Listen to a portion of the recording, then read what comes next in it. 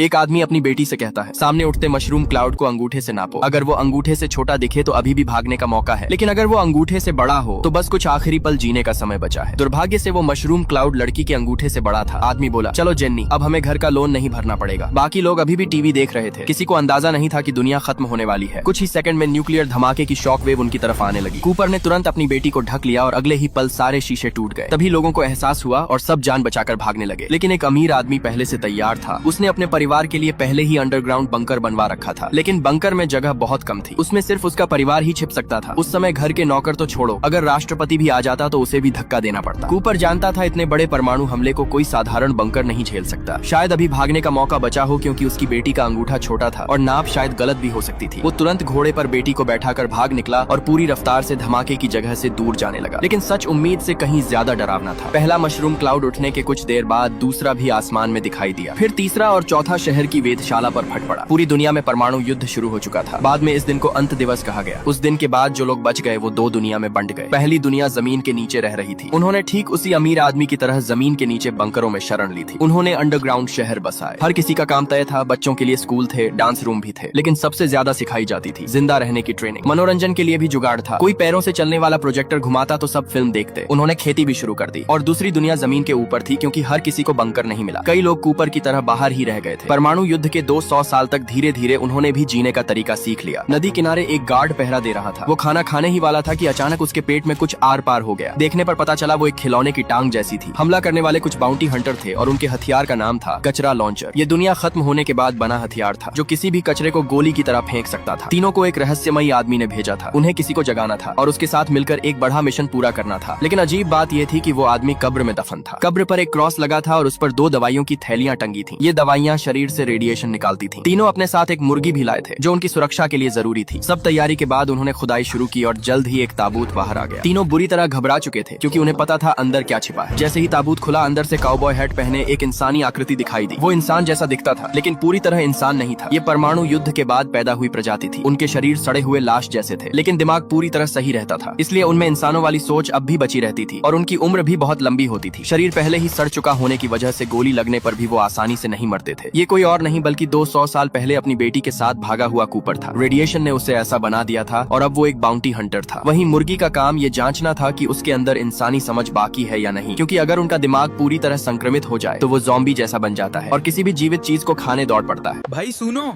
इतना मेहनत करके वीडियो बनाया, अब तुम बस देख के स्क्रॉल मत करना। लाइक कर दो, शेयर कर दो, फॉलो भी कर लो, वरना रात को नोटिफिकेशन नहीं, मैं आऊंगा सपने में।